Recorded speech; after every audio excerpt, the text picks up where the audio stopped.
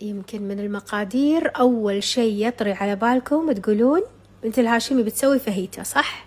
لا، أنا بسوي فاهيتا بس مو الفاهيتا العادية، بسوي باستا الفاهيتا أو باستا بالنكهة المكسيكية، طبق من تأليفي.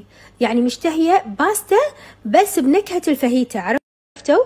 نفس مقادير الفاهيتا، بدال الدياي بحط ربيان. طبعا الفاهيتا تصير على ربيان، على دياي، على لحم، على كل شيء كيفكم. أنا اليوم بسويها على ربيان. فلفل ملون، بصل، ثوم، عندي هني بهارات الفاهيتا، أوكي، ذرة، خلطة جبن مكسيكية أو أي خلطة أجبان متوفرة عندكم. أنا مستخدمة الخلطة المكسيكية، وكريمة طبخ. طبعا أول شيء نسويه نفوح الباستا، لأن الربيان ما ياخذ وقت، بسرعة يستوي. أوكي، أي باستا تفضلونها نفوحها ونرجع لكم. حطيتها بماي وملح فقط. أوكي، الحين نجهز فاهيتا الربيان. راح نحط هني شوية زيت زيتون، راح أخلط نوعين زيت زيتون وزيت ذرة. أوكي، أول شيء أسويه أقلي الربيان بالزيت علشان نطير زفرته. نبدي بسم الله، نحط الربيان، منحتر عندي الزيت على طول أنزل الربيان. طبعا الربيان ربيان فريش منظفين الظهر. أوكي، بسم الله.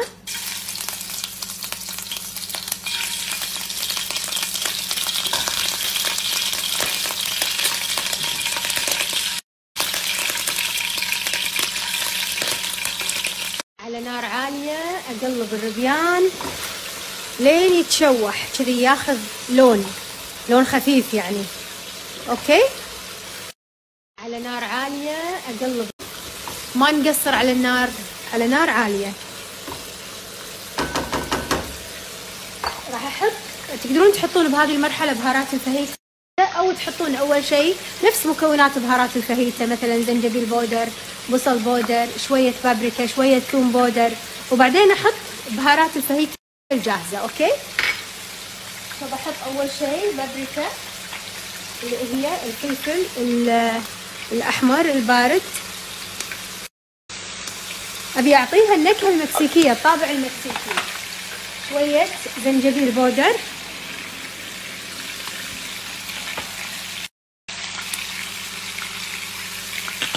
شوية بصل بودر، نفس مقادير بهارات الفاهيتا. اوكي، هذا البصل، شوية من البصل البودر.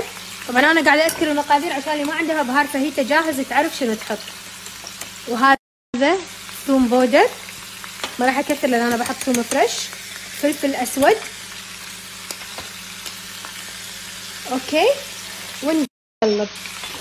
احنا كذي بالحركة هذه بالبهارات، ولأن قلينا الربيان طيرنا زفرته، يعني مستحيل يطلع زفر عقب ما تسوون هذه الخطوات. حطوا بالكم لا تحترق البهارات عشان لا تخترب الطبخة. اوكي، الحين بعد ما طلعت ريحة البهارات اضيف بصلة واحدة مفرومة قطع متوسطة. اوكي، وثوم مبشور، ما احتاج هذا كله، بحط نصه كذي كافي. ونقلب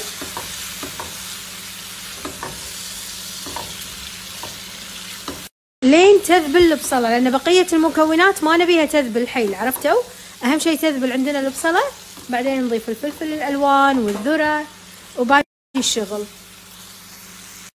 لو تشمون الريحة بس خيال يا جماعة الخير. احنا قاعدين نشتغل بربيان، الربيان بسرعة يستوي، واذا زدتوا فترة الطبخ يعرق معاكم يصير مطاطي، فضروري جدا نشتغل بسرعة. من تذبل البصلة على طول شو اسوي؟ احط الفلفل الملون، اول شيء فلفل اخضر، فلفل احمر. طبعا هذا اللي راح يعطيني الطابع المكسيكي، هو اللي راح يعطيني النكهة المكسيكية بالباستا، هو بهار الفاهيتا. اوكي، والفلفل الاصفر، واحط قفشة كبيرة من بهار الفاهيتا الجاهز. هذا فيه ملح، اذا حطيته هالبهار الجاهز حطوا بالكم لا تكثروا الملح. اوكي، تقدرون تحطون مقادير بهار الفاهيتا اللي ذكرتها لكم اذا ما عندكم بهار جاهز. حطوا بالكم لا تكثرون ملح. اوكي، تقدرون تحطون مقادير بهار الفاهيتا اللي ذكرتها لكم اذا ما عندكم بهار جاهز. تشوفون جمال الالوان؟ تشوفون ولا لا؟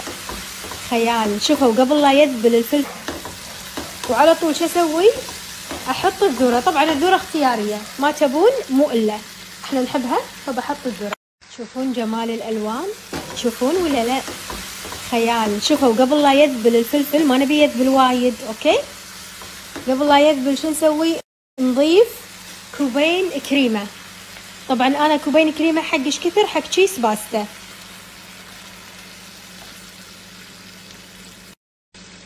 وممكن نضيف شويه اذا حسينا الصوص وايد كثيف، نضيف شويه من ماي فوح الباستا. يا رب شوفوا الجمال. ترى والله الوصفه كذي تخيلتها بمخي، حسيت راح تطلع وايد لذيذه. يعني كنا قاعده اكل فاهيتا بس بدال لا اكلها بتورتيه اكلها بباستا، عرفتوا؟ وصوص كريمه، يعني تخيلين طعم الكريمه راح يكون طعم الفاهيتا. احس نار. يما يا جمال طعم الكريمه، قسما بالله نار نار نار. احط شويه ملح، ما راح اكثر لان انا حاطه بهارات الفاهيتا، بهارات الفاهيتا فيها ملح. بس الحين شو اسوي؟ بضيف شويه من ماي فوح الباستا وبخلي الصوص هذا يطبخ 5 دقائق، بعدين انزل الباستا. ليش ضفت ماي؟ لان انا احب الباستا تكون فيها صوص، ما تكون ناشفه. يعني نقدر نكتفي بس بالكريمه، بس افضل نضيف شويه ماي بعد. وهي ألذ من الوايت صوص بمراحل. يعني شفتوا لما تسوون باستا بالوايت صوص، هذه ألذ بمراحل بالضبط. كذي قاعده اكل كريمه، يعني توني ذقتها، قاعده اذوق كريمه طعمها فاهيتا، كذي بالضبط. خيال. من الاجبان انا مستخدمه هذا بنات، اسمه مكسيكان ستايل من كرافت. عادي اي نوع عجبان انتوا تفضلونه، مو شرط هذا. بس 5 دقائق ونضيف الباستا، يعني متبقي كذي دقيقتين وبس والله. يلا نضيف الباستا الحين. شخلتها من الماي، مو مستوية 100%، حلوة تكون شوية الدنتي. ننزلها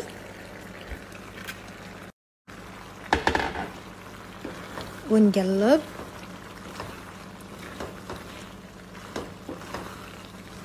نقصر على النار عشان لا تنشف الكريمة.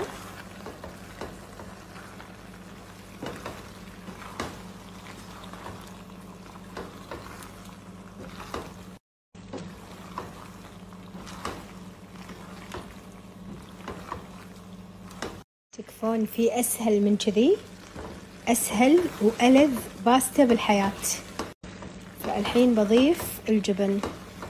الحين لازم الضمير يستريح شوية، يموت شوية، عشان نحط جبن على راحتنا. حطوا كثر ما تبون انتي وضميرك. أدري في وايد ناس راح يسوونها بدون جبن، كيفكم، بس كذي ألذ. يلا نقلب جبن جلاس. بسلام، تصير لذيذة. يا جمالها.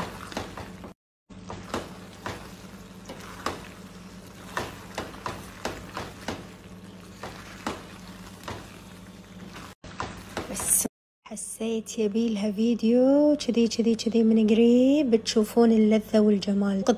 طبع محفوظة، ما أدري حقوق النسخ، والله ما أدري حقوق شنو، بس المهم يعني هذه الوصفة من تأليفي. إن جربتوها قولوا وصفة بنت الهاشمي، تأليف بنت الهاشمي. مفروض يشكروني والله الطليان والش اسمه والمكسيكيين على هالوصفة. بالتصوير مو قاعد يبين الجمال، ما أدري ليش. روحي يا بوي.